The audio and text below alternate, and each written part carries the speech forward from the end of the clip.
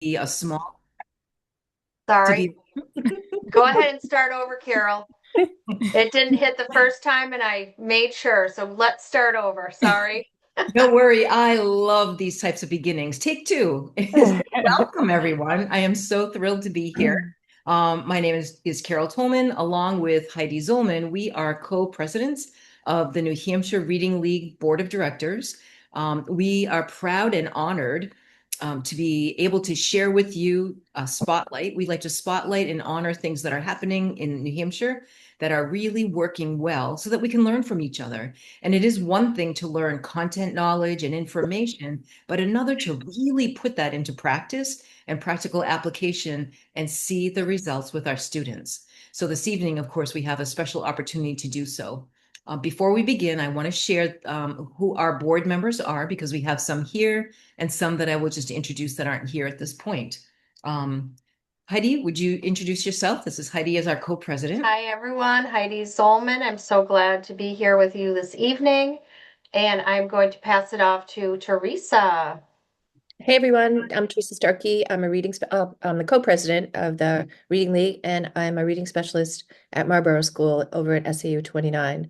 And I Mhm. recognize you, Nicole. You were a field hockey coach over I here too. was a long time ago. Another I teen. still am, just not there, but That's right. yes, yes. Yay, small world. And Mhm. Kara, would you introduce yourself? Yes, Kara Swenson. I'm part of the events committee. And I actually work for IMSI, which is an educational or literacy company. Mhm. Wonderful. Thanks. And we're glad you're here, Kara. And Liz Cannon, Dr. Cannon. Please. Thank you. Freshly minted. My name is Liz Cannon. I am a board member and director of curriculum at SAU 39. Wonderful. Thank you so much, Liz. And congratulations, Dr. Cannon. Thank you. And we have Debbie Dubriel, Hello, I'm Debbie Dubriel. I am a reading specialist in Bedford and one of the board members for the New Hampshire Reading League. whom we would not be organized without, for sure. Yeah, In that is addition, true. that is so true. We have Holly Heinzman, we have Sherry McManus, and Bonnie Bell, who are additional members of the board of directors. And we all collaboratively together are appreciative that we're here together learning, hoping if you're not here in person, that of course many of you will be watching this recording and we will house this for you to take a look at and share repeatedly. And please join us. If you haven't joined us yet, please join the board. And we have many upcoming events that we spotlight, and we want to be sure that you're a part of that, both virtual and in person. But most importantly, I'd love for us to jump into our content for this evening.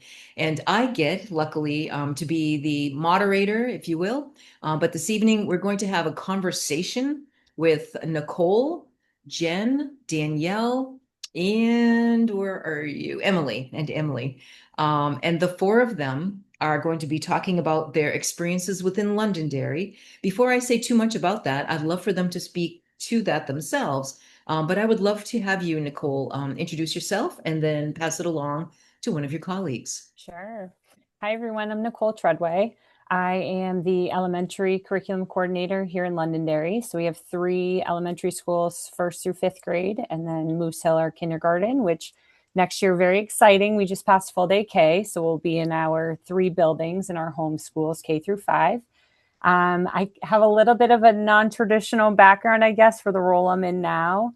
I was a former, when you asked about teaching high school or middle school, I used to teach high school health and PE and family consumer science. So definitely a different background and a little bit of a different road getting to where I am now. But I'm in my fourth year in the role here in Londonderry and just love all things curriculum and just really enjoying the journey that we're on. I feel like when we started, a lot of what was happening, I came in at the right time where I was kind of started learning as the teachers were learning. So, Mhm. and I am going to pass it on to Danielle Bowersox to introduce herself.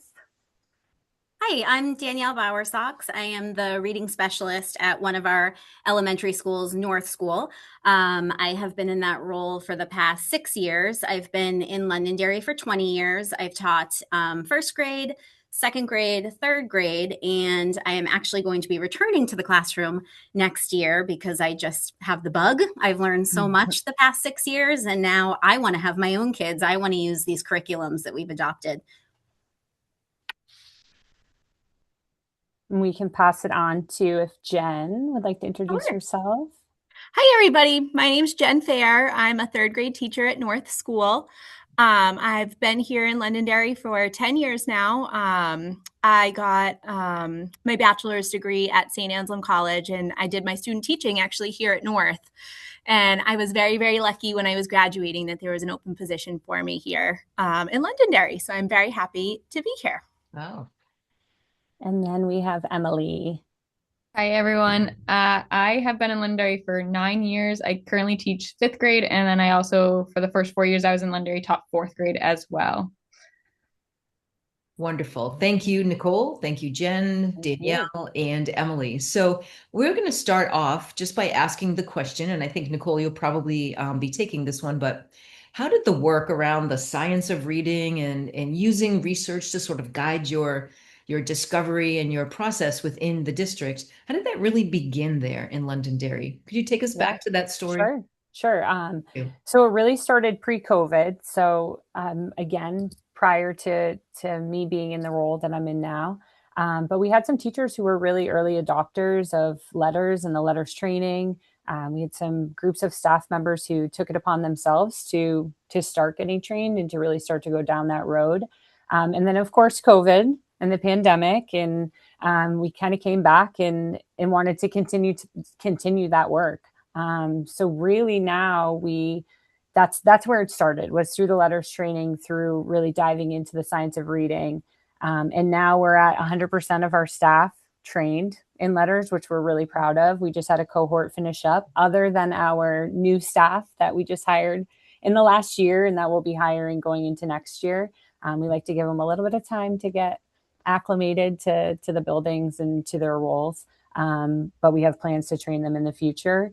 But that really was what started the ball rolling, was getting into letters, getting into the training. And then from there, it really just spiraled once we started to learn more. I think Danielle would be a really great person to speak a little bit more about that, just from being here when it all really started and being one of those early adopters. Yeah, we were offered to take letters in 2019. And at that point, even that language, the science of reading, was not on our radar. So letters was what really gave us a strong foundation in the research and started to get us thinking about really shifting how we had been thinking about literacy. On one hand, we did have some really good things in place. Phonics was always a priority in our early grades. But in a very isolated way. So we knew that we needed to shift our instruction, our ELA instruction, to a more integrated manner. We knew that we needed to connect our foundational skills to vocabulary and knowledge building and writing, so that kids were making those connections all through the day. So that was really new for us. Mm-hmm. That's great. That's great. It's amazing that you're able to put that in such an, I mean, how many staff would that be? How many people would it be that have that training? Ish, like quite a few. Yeah, I mean, over 100. Yeah. And more. I mean, we have, including not just classroom teachers, reading specialists, math interventionists, speech pathologists, OT. It's really been an all hands on deck. Everybody who's working with our students, it's been a priority for all of our staff to understand how students learn to read. That's great. That's great. Nicole, I know that many people, as they roll out letters, they're asking other people, like, how do you do it to really get it sustained and all? Were there things that you did in rolling out letters? And either you or Danielle might want to talk about that, but to make sure that it really stuck, because sometimes in some districts, especially when we had the open cadres in the state, I know that some people didn't finish. I know that people struggled to do the bridge to practices. Were there things like collaborative learning or meetings or release time, or how did that work to really support teachers? I would love to share that with? Yeah, I think one thing was giving some different options for pathways to complete letters. So giving the option when the state cohorts came about, obviously that was a very popular choice to be able to jump into the state-led cohorts and join the Zoom sessions. Because I think if anything, if you hear from teachers who have done the self-paced modules, which I completed letters that way, it was very challenging to not have that support group of people that you were going on a Zoom with or meeting in a small group to really talk about it. So I think giving different options, because I think that it is a big ask. It's a lot. It's time consuming, and the schedule, it doesn't fit into the different things that they have going on in their lives. There were some building based, like small groups of people that were in the same cohort of letters. So if they were in the same, like I'm taking letters right now, we had some building based small kind of PLC style cohorts that would meet. Our teachers who took the state option obviously had access and were getting on the Zooms, and we've given teachers some time to finish that up as well with using some PD days and whatnot to complete letters. And then we just finished up with an in-person cohort, actually, which I think probably was I think it was a lot, but I think all said and done, I think the teachers actually really appreciated being in one space together and being able to talk through what was being discussed and what was being shared through letters, but also to have the opportunity to like bring their CKLA manual with them to the letters training, bring their foundations manual with them, and really sit with their colleagues and look through it. Danielle or Jen or Emily, I don't know if there's anything you would want to add to that. No, I mean, at the very beginning, we probably had 3 or 4 different cohorts going on at the same time. And I think at that point, there was just so much excitement with the people who had volunteered to do it that we really just met. Jen, correct me if I'm wrong. I think we just met in our free time before school, after school, and we would complete a unit and we would get together and talk about it. We were just excited. And even when we were home through COVID too, you kind of knew who was in your cohort with you and kind of on the same pathway. So I remember like just texting, Danielle or other people in our cohort and being like, oh, did you get here yet? Like, what did you think of this? And it really was reassuring, like some of the things that I could connect to the classroom and be like, oh, I'm doing that really well. And then of course there were areas that we could talk about and be like, oh, how do we improve this? So it was great. That's great. That's great. Well, thank you for sharing that. I know the first online course that I took, this is well before I wrote and worked with Louisa on letters. I flunked it. I failed it. I could not sustain. So good on you, Nicole, to do that.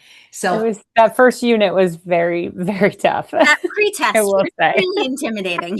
Yeah. And it's the glue to all. I was like, oh no, what did I get into? The fifth brain, it's the glue to everything. I know. But thank you for sharing those ideas, because if people are considering making sure that we all have the same language with which to speak and really understand each other as we discuss data and student progress, it's going to be important to have that content knowledge. So let's think about this, though. You have letters, and most of the people are, your personnel are trained at this point and have exposure, but we know that's not enough. So what were some of the early steps you took beyond letters? Yeah, so I think Danielle started to get into this earlier with it. It really just kind of opened the door for, here's what we're doing really well. Here's where we are finding success and we feel like we're in a really good spot. And here's where we're kind of maybe missing the mark a little bit. I think when people started to go through the training, we started to learn more about the science of reading. One thing we noticed was that we really were lacking a tier 1 literacy program outside of foundations that really captured the other part of the reading rope.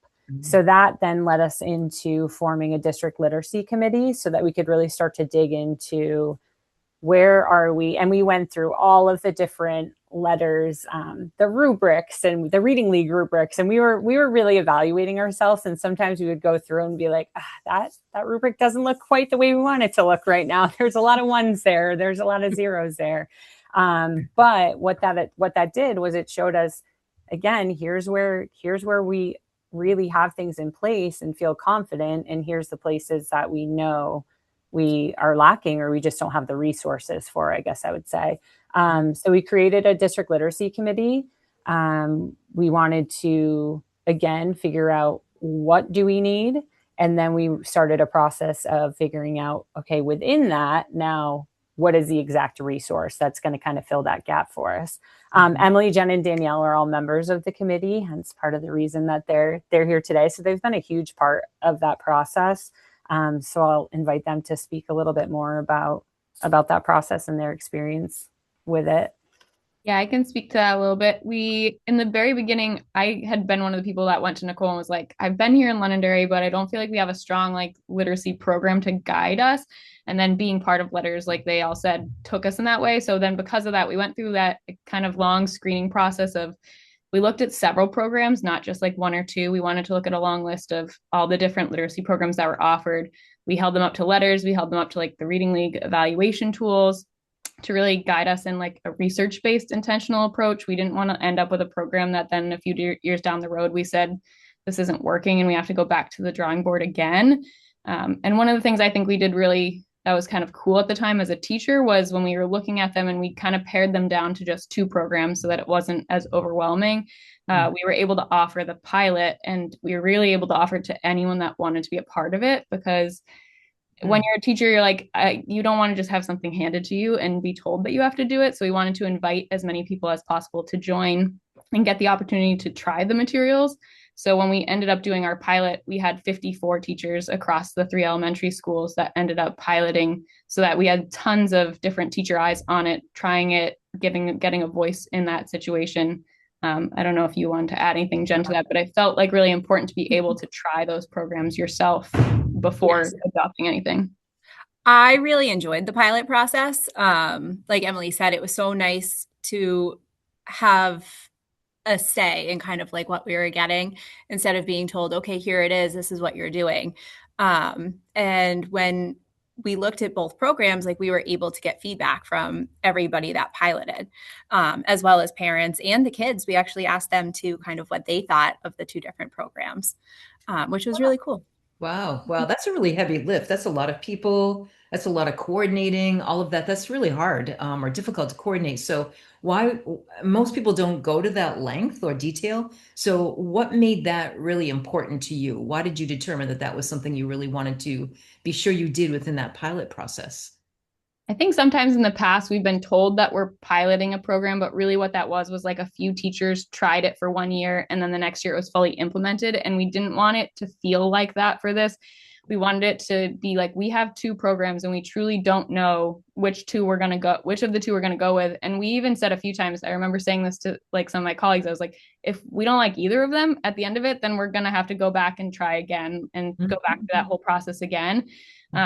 So we really wanted it to feel like everyone was on the ground trying it. It was hard because with the 2 programs, we ended up teaching like one of the pilots for the first half of the year and the second program for the second half of the year. So that was a little like messy for that year, because you got kind of into the swing of one program and then you switched halfway through the year to the other program. So there was definitely a lot of like, it wasn't easy to pilot. I think that messiness, though, is what really helped people start to trust the process of what we were doing. Because at the beginning, there were, no matter how many times we said it was a true pilot, we still had people who didn't quite believe it. So I think that that was our biggest theme and challenge at the same time during this pilot process, was to trust the process. You know, we have a pretty veteran staff here. And so we had to step outside our comfort zone and really ask ourselves, but are there things we can be doing more efficiently, more intentionally, so that we know that we're delivering good instruction in every single one of our classrooms? But that's hard, right? Because we had to move away from some long standing routines that we were really comfortable with and trust that we were moving in a really positive direction for our kids. Sure. And I would just add that I think they both nailed that with it. It was really important to us as an admin team too, that to exactly what Emily was saying, that it wasn't something that was just pushed down from us. The process was long. Our district literacy committee meetings, 3 hours in a conference room, going through everything, going through meeting with reps, figuring out the coordination of the pilot alone, of okay, we can get this many kits. We're going to move materials from this building to this building to this building so that we could share. And Wow. it was definitely, it was a lot. But I think in the end, it was so, so important to have teacher voice, to have student voice. We surveyed parents, we surveyed the kids.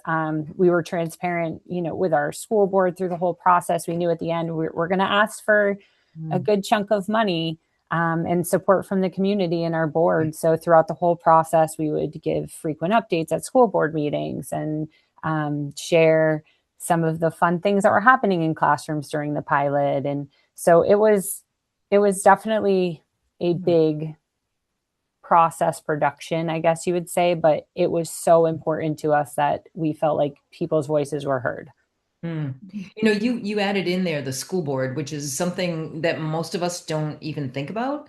What about central office or other administrators? Like, how did that all work in the big picture of supporting this pilot? Our part of our district literacy committee is our assistant superintendent and superintendent both sit on the district literacy committee as well as our principals in the 4 buildings.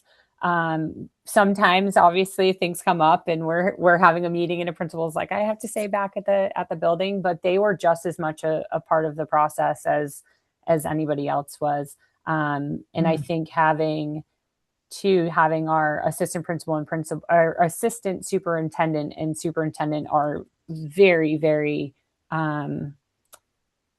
they are in schools all the time. So they are visual, they are in there, they're in classrooms. And so they were watching the pilot also happen, boots on the ground. So they were able to be a part of that process through that, but also they were in the room with us doing some of that hard work as well, going through that.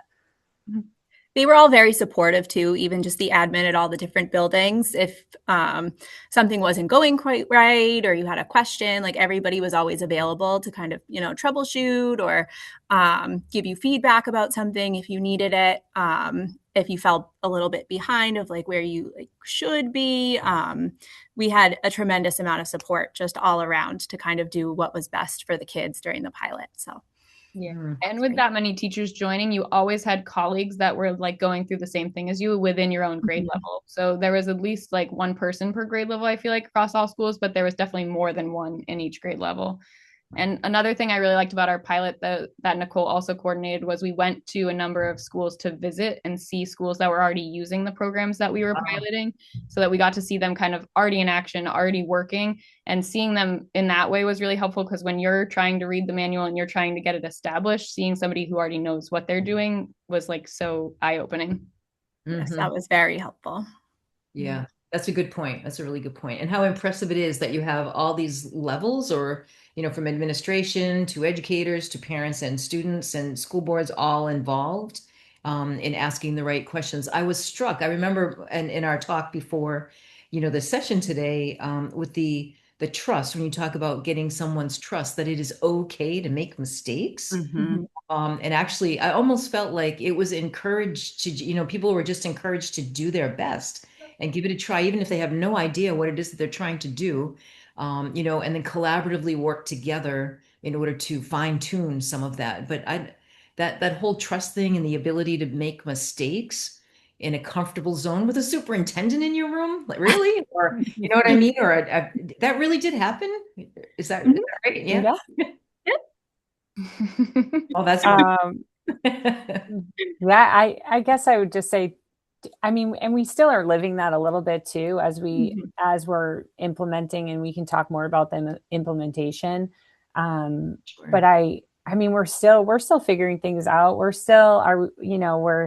Are we doing this unit? How is this working? Is it okay if we skip this right now? There's a lot of in the moment, like fluid conversations and shifts, and that can be really uncomfortable. And we talk about that all the time. I think I use that word all the time with our teachers and PLCs. And I know it's uncomfortable. I know it's not, perfect in where we want to be, but I think that's part of that trust building, is that's okay. It's okay if we're still figuring things out. It's okay if we if it's best for your kids right now, make that decision as a teacher, and then we'll come back to the table and talk about it and see how that impacts, and if that's a decision we're going to make long term. So I think we're still living that a little bit through implementation. I know people will say, oh, that we're in year 2 of implementation. It's like, it feels like we're going to be in year 5 of implementation, really, of that continued fine tuning. But I think that's all just part of the process. Is I appreciate that the teachers are willing to be uncomfortable and willing to, and maybe that's not the right word, but willing to just take risks and be okay with a little bit of the unknown, because that's truly part of the process is feeling that way. So Sure.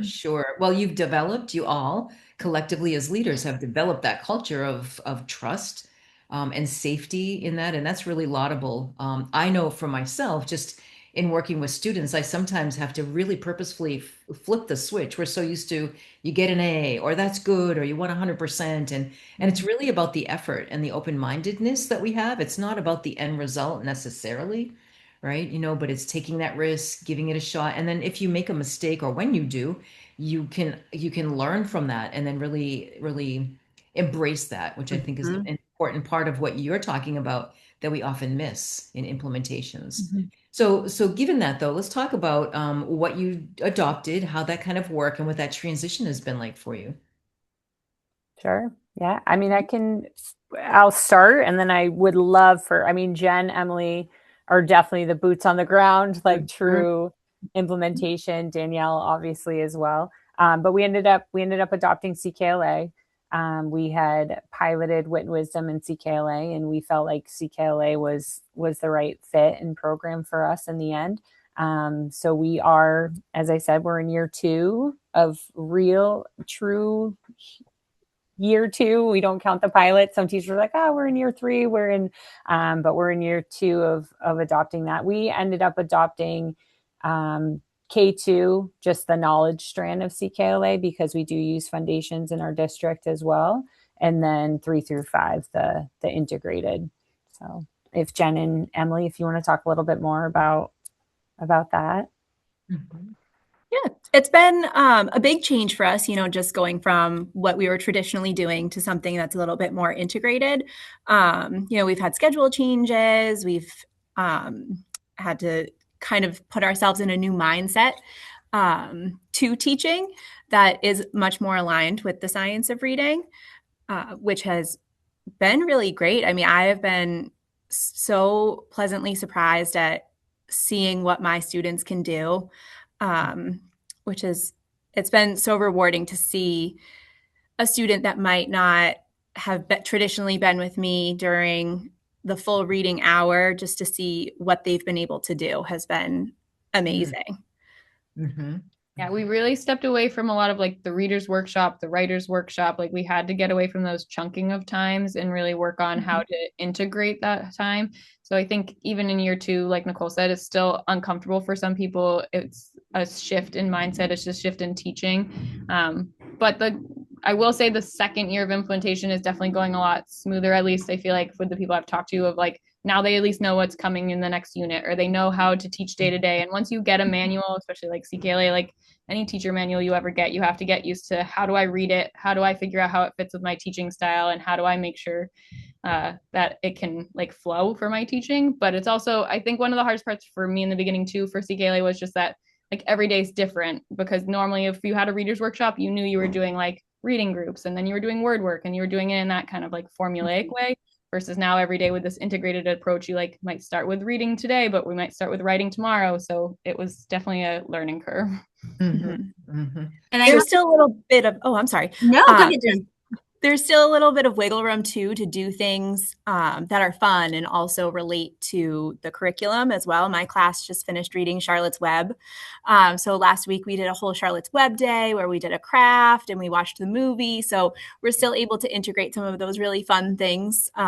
So the kids really enjoy, the end of the unit celebrations that we have. And I think our perspective as teachers has changed a bit. We look at some of these units and think, oh my gosh, this is going to be so boring for these kids. And especially as an interventionist, to have kids busting through the door to tell you, Mrs. Bowersox, I have to tell you all about the War of 1812. I mean, these are second grade struggling readers, and it just gives you such a new perspective that these kids now have access to exactly what every child in the room has access to. It just feels like they are truly part of that tier 1 group. They're coming to us for a little bit to get exactly what they need, but they're not leaving the room to go somewhere else for their learning now. So that has just been fascinating to see. That's great. That is just great. And you're reminding me, I remember a school that implemented CKLA at one point, and one school was really struggling with the bird unit. I think it was grade 3, but there was a major unit on birds. And then the next school that I went to, same district, they were like, oh my gosh, that is our favorite unit. Our students love this. And I'm like, well, would you talk to them? I think that kind of leans into us talking about collaboration too because we have 3 elementary schools. So we definitely run into that where I'll have one school that's like, oh my God, we love the War of 1812 unit, or we loved this unit. And I go to another school and they're like, oh, what did you make us do? Like that was our least favorite unit. Or so it's hard when you have, every school has its kind of unique personality and the teams of teachers and what their kids enjoy or that they enjoy teaching as teachers. So collaboration has been a big part of how do we align? How do we, again, hear your voice as teachers to nail down what units we are doing? What does that pacing look like? And still have you enjoy what you're doing in your classroom, so that we have teachers from each school that are representatives on a district team that come together and during our PD days during the summer. And if we need other times, we make time for them to meet, to look at the pacing guides, to talk about the different units, to share out all the fun things. That's another great part about it, is just to collaborate and share out some of the fun things that they're doing with the curriculum. But that's a really big piece of it, because collaboration among their team, obviously that's more natural when they're in the same building, but then pulling the 3 schools together to have those conversations. But that's definitely a common one of, well, this school loved this school, it was okay. This school loved this one. So we definitely run into that as well. But I think those conversations help, because then when you share something like, oh, well, we did this during that unit, then they can bring that back and maybe find a little bit more joy in teaching that unit. So, yeah, no, that makes a lot of sense. And I wondered too, I mean, there's a big balance between sticking to the program, if you will. Like we also say, excuse me, fidelity with flexibility sometimes, but how do you really pull that off? Like, so we're saying that some teachers have some autonomy, I think, right, in what you're asking them to do, but then we really want to get all the goals and objectives met from the program. So how do you balance that or manage that in maintaining how you teach something like CKLA? I think as we rolled CKLA out, we made it a big point that we really need to teach the program with fidelity, to the point that we're all using the same program. We're all using CKLA. This is the units that we're teaching. And while it might be like bumpy of like, this school finished unit 1 this week, but that school finished unit 1 2 weeks later, like that part we were flexible with.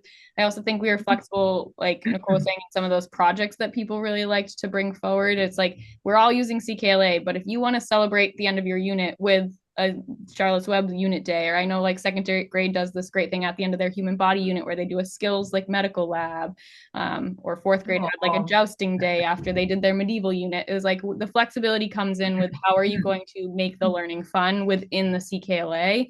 So the fidelity has to stay there, that we're all using the same program, but the flexibility is in how do you still bring your teaching flair to it. Okay. I would agree with that too. And of course, you have to be, still responsive to the kids in your classroom. So if you see that your class is struggling with something, we do have the flexibility to kind of dive a little deeper into one area if we need to. Or if there's something that they're picking up right away, we can move a little faster through.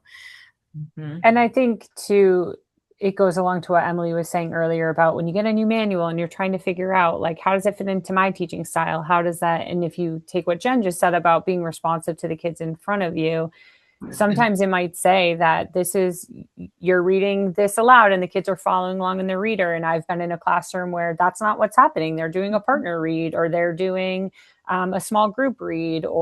So I think too, that autonomy and flexibility of what do your kids need? If you need more time where they're actually reading from the reader, or maybe for that read aloud, you show the video that day, that flexibility too of how it's presented to the kids, I think is really important to that autonomy. And I think that also just comes with comfort of knowing the program and knowing, like, oh, this is a really great opportunity to have my kids read instead of me reading to them, or to do that small group work. I can do that right now in this part of the unit. But there's always flexibility within and autonomy within the classroom of meeting your kids' needs and meeting your students' needs. And so that, I think that's a big part of it as well. Yeah, you're reminding me, Nicole, of that saying, like, teachers teach students, programs don't, right? We are using a program and we need to follow a scope and sequence to be on, vertically aligned and on target. And we're also responding continually, I think, to the needs of the students. There's a lot that's behind that, though. So the skill with which you're finessing that in your districts and in your classrooms, across the schools, that's really impressive. That really is. So, what other areas maybe are you still working on? Because you're saying that it's year 2, really, after the implementation, but are there areas that you still see that you want to focus on? What might those be and why? Our area that we're focusing on now is writing. That's a big one for us. We're piloting a few different writing frameworks to see what's going to fit best with CKLA and with the time that we have for writing here in Londonderry. So that's our next goal, is to find some more writing. Yeah, Jen, that's what I was going to say too. Definitely writing. I think that at this point, we do have a few teachers who feel like they are at the point where they're ready to tackle something new. I know we're only 2 years in, but we do have some teachers who are ready and just want to keep exploring new ways to be more intentional and more efficient with our time. Some of us have taken a look at SRSD. Some of us have taken a look at Writing Revolution, Framing Your Thoughts. It seems right now a lot of our teachers seem most comfortable with Framing Your Thoughts. It really feels comfortable aligning that content writing specifically with CKLA. Writing Revolution. Writing Revolution, I'm sorry. So I think overall our biggest hope is that we have our kids aligned, through the grades, that we're using the same language with writing. We're using the same organizers. We're making writing direct, explicit, just like we've done with our other areas of literacy. And I think that goes back to the conversations too about it's a change. It's a change in how we teach writing as well, and bringing CKLA in and having foundations as well. When you look at the K2, how does that fit in? How do you do the application piece with CKLA when you're using a different foundational skills program? And then when you're looking 3 to 5, it's really, again, like Jen and Emily were saying in the past, it was very much like, here's just my writing block. Here's where I'm going to teach grammar. Here's when I'm going to do my reading groups. And now we have these longer blocks of time that are dedicated to here's your comprehension knowledge, your CKLA block. But within that, there's writing that's happening throughout. But I think now it's just having, to Danielle's point, there is writing happening, but the way that it's being taught and the language that's being used, the organizers, that's not consistent among the grade levels or even among classrooms. So that's where we really want to tighten up so that, again, it's something that we don't have to reteach to the kids too, right? When I get a group of students that come from 4 different classrooms and they've all had a different experience with a different framework, it's just one more thing as a classroom teacher that now I have to teach them a framework on top of the content, on top of the other skills. So yeah, I think writing is, and we've done a lot of work on our district committee. We've created some like scope and sequence kind of checklist of where what is expected for mastery, what's being taught, what's reviewed. So we have a pretty big, colorful spreadsheet that we've been working on. And then we're hoping to then take a framework and kind of, because I think we have the grammar piece and those components. Like, I think we're in a good spot as far as what do we want and what are the expectations. Now we're just, where is it happening? How is it happening? And if we don't have something where it currently is happening, what is that missing link resource that's going to help us get there? So. Yeah. Nicole, I'm often asked, and I know we are as a board too, with our events committee situation, we've had Mel Ilk in to work a bit with letters for administration. And when people talk about what to do as a follow-up, they are always asking, well, we can't figure out what to do with our time or with our scheduling and our master schedule and how to fit this all in. And I think I understand or remember maybe you did you have to do some changes when you were implementing CKLA? Yes, we did a pretty big master schedule overhaul. Again, one important, it's a big thing in our district is having the consistency across the three schools. So we created a kind of a master schedule outline that designated chunks of time or blocks of time for specific content areas. The biggest change and probably the most important, and I definitely think Emily and Jen and Danielle should speak to this because they're, again, the ones with the kids daily, was that we incorporated sacred time into our master schedule. So there are blocks of time in our schedule that kids cannot leave their classroom. They're in their classroom. They're in there for that foundational skills block. Same thing with math. They're in there for the tier 1 math instruction. And then they're in there for that tier 1 literacy block.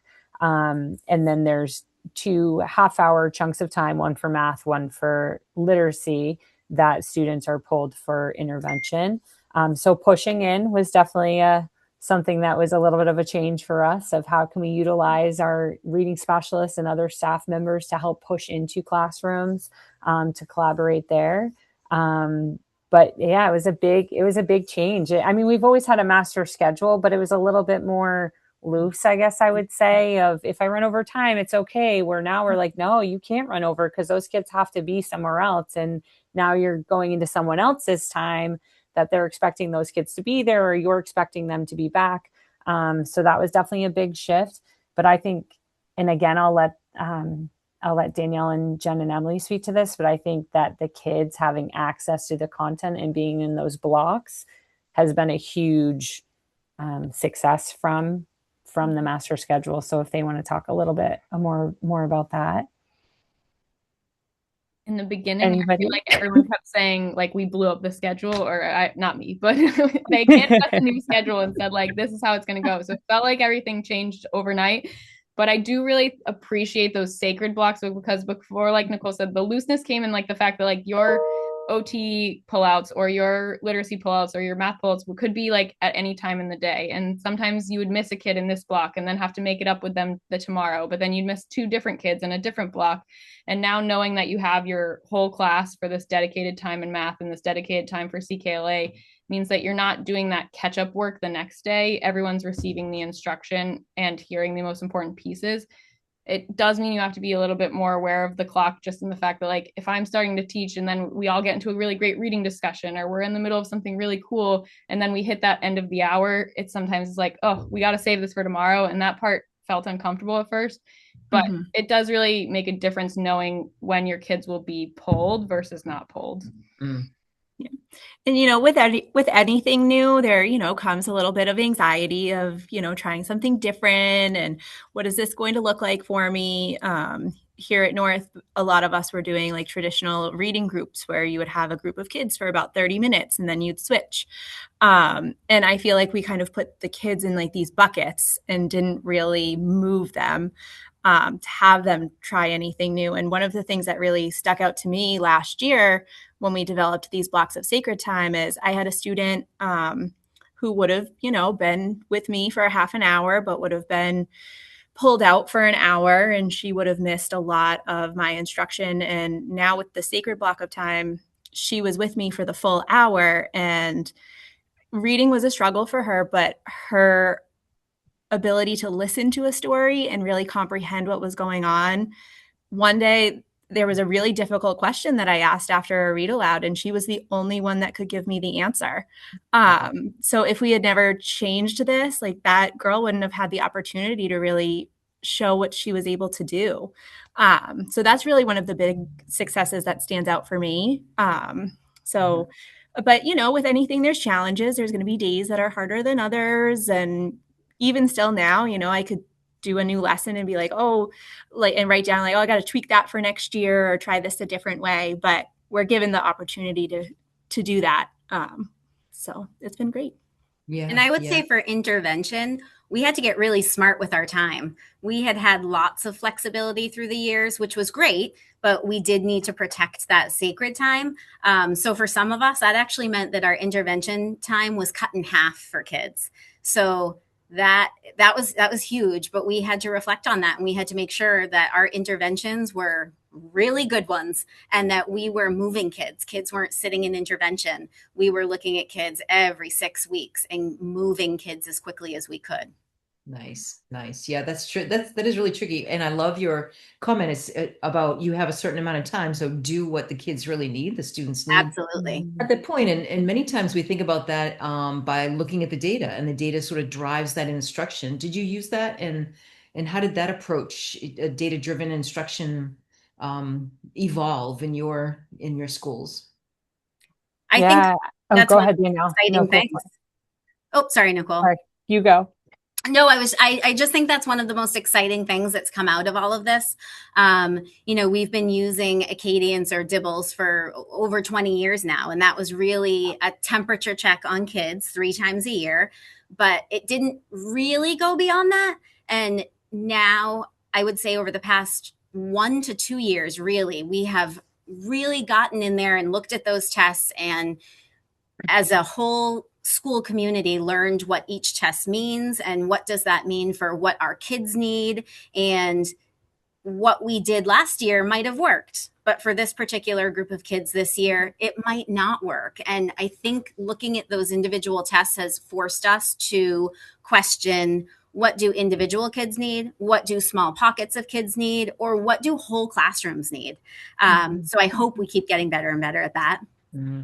Yeah, we've really shifted what our PLCs look like, and totally transparent. It's not perfect. We're still figuring out, like, what does that feel like? What are these data discussions look like? Some PLCs you leave and you're like, that was awesome. That was so good. There were such great conversations. There was sharing, there was collaboration. We talked about kids. Other days you leave and you're like, that was okay. Like it could have gone a little better. But we really went from PLCs feeling more of just like another meeting, I guess I would say. And I think probably Jen and Emily and Danielle would agree, to trying to make it more of a work session, and giving that time, because looking at data is also essentially planning, and it takes time. It takes time to look through your data, and it takes time to look at each individual student, or to look at groups of kids, and to figure out, well, what am I going to do with these students now that I have the data? But I think what Danielle was saying is actually getting into, instead of just, well, here's the data and here's our green kids, here's our yellow kids, here's our blue kids, like really looking at subtests too of, okay, but what are these students actually struggling with? Okay, they're struggling with accuracy. What can we now do to support those students? And again, we're still trying to perfect that process. And I think there's a little bit of, you have to be vulnerable too, to look at data. So they're still kind of chipping away at that a little bit of like, it's okay. Like, it's okay if your kid's data, when you come and we're looking at Acadians, it's hard when you look at that as a teacher to be like, oh man, my kids are really struggling with this. The second part of that is then, okay, well, now what's my plan? How am I going to help them? What's the next step? And like Danielle said, sometimes that's a group of students. Sometimes that's a whole grade level that we're seeing that, wow, this is a trend among all of our third graders or all of our second graders. And then what can we do as a grade level? And sometimes it's just a pocket of a couple of students. So really that individualized conversation. But I don't know if Jen and Emily, I don't know if you have anything to add to that from a teacher perspective? Or I think as far as PLC goes, there's been a lot of collaboration, especially not only among our teams, but from the reading department as well. I know Nicole and Danielle just talked about the Acadians, but I found it really, really helpful when the reading department did come in and teach us how to read the data that we were getting from the Acadians. I thought that was so helpful, and it was easier for me to figure out what my students needed when I was using it as a tool to kind of drive my instruction rather just being like, oh, okay, they did great, and kind of moving on. So, Are the trends that you were seeing? I mean, are students improving? I mean, do you see that in the data? yeah, I think there are pockets. There's definitely, I mean, we could go in a whole like, let's talk deep about this. There are definitely pockets of places that were like, wow, that's definitely working. And not just with literacy either. We've done some really intentional things with math as well that were like, okay, like we are seeing this. We are seeing this in our data. I think if anything, and kind of back to what Liz and I were talking about before we started, that the other part of digging into the data too is seeing those trends of like, okay, we've made these changes and maybe our data isn't quite showing what we want it to show right now. So now we got to find that other root cause because we made this change and maybe that wasn't the root cause of the why. So now we got to dig a little bit deeper. And so that does open some bigger conversations. I definitely think the things that, as far as what we've been doing with CKLA, I have seen changes in our comprehension and vocabulary scores with our kiddos. I think that it'll be interesting to see. Obviously, we have the state test coming up as well. So we'll see if there's any changes there.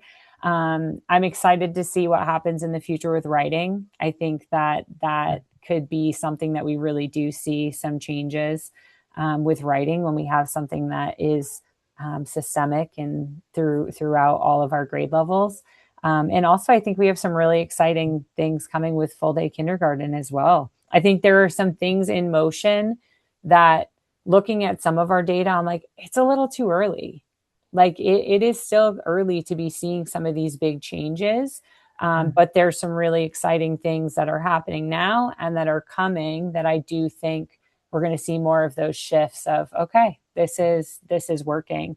But I guess the scary part of looking at your data is the times when you're like, that's still not quite where we want it to be. So what do we need to do? But now we know that that's what we need to be looking for. And we can't just settle for, like Jen said, okay, they did great. That's great. These kids are in the blue or these kids are here, but these kids aren't moving. So what do we need to do to help these kids to get them to where they need to be? So, so yeah, there's definitely positives. There's definitely some things that it's not quite where we want it to be, but I also do think it's still a little early to see some of those big changes and shifts that we're hoping to see. Right. I appreciate that you're giving yourself grace. And I see that often. It's not a one and done, for sure. And I also love the way in which I appreciate that you're looking at the pilot year as a pilot year, right? So that's not going to make or break your data necessarily, but it's, because you're not really implementing with fidelity at that point. You're just learning the ropes around some of the materials and the pacing and how the students are reacting. And you've got a script in one hand and materials in the other. And I mean, I guess you could even argue that this year is almost like year one for our teachers who didn't pilot, because last year was almost like their pilot year in a way. We're implementing, but for the teachers who weren't part of the pilot process, it was brand new to them.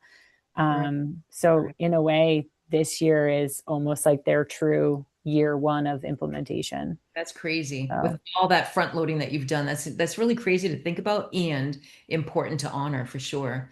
So I think, Nicole, I'd like to ask like Jen and Danielle and Emily, as we kind of finish up, this conversation flies. We have like 4 minutes left to an hour. That astounds me.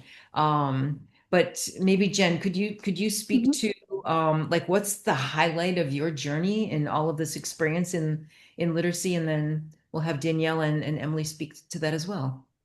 The highlight for me is really just to see how well a lot of the changes that we're doing, how well it's gone, and kind of the impact that that's had. As a teacher, it's been really rewarding to see how the changes have had such a positive impact, not even on the kids, but just on me too. You know, it's nice to try something new and experience some success.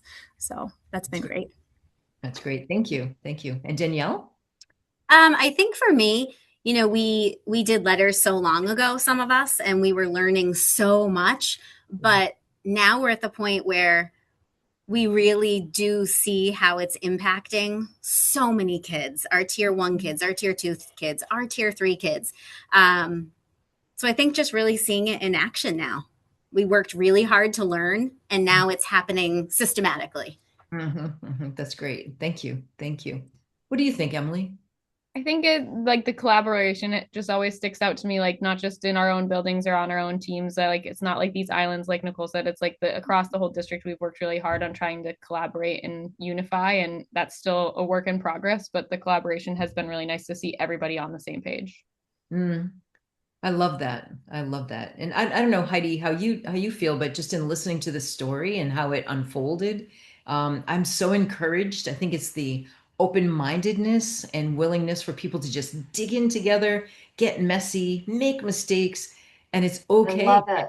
Safe. That's all part of the whole implementation and of success. So you guys have done an amazing job, and just the background that your teachers have, I think, is key of the teacher knowledge. So I think that's something that we should all take away from that. Yeah. Yep. Well, you have to have a common language with which to think, right? So even that unit 1, Nicole, that helped. The good reader's brain. I don't know if Definitely use my manual for that one. There's definitely. Well, I'll be honest, right? Louisa and I have talked a number of times about when we were developing this 3rd edition of, wait a minute, should we put that later or should we interleave it? Right? That's good practice all the way through the units as people learn that information. And we just felt like people need to be thinking with that in mind, right? You know, like understanding the basic process of how a brain reads, what happens when they don't really respond well to reading and or writing.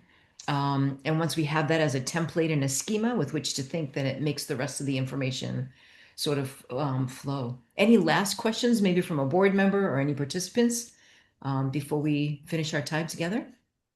Carol, I just hope that you remember our first discussion. I think it was last month. We had talked about that refresher for those of us who had done letters so long ago. So just know that we're still hoping for that. Well, I've made some headway on that, Danielle. I'll talk to you a bit later because it's very encouraging for next year. Thank you. Yes, thank you for asking. You got it. All right. Well, we want to thank everyone for coming. This was amazing. I'm so excited to go back and listen to the recording.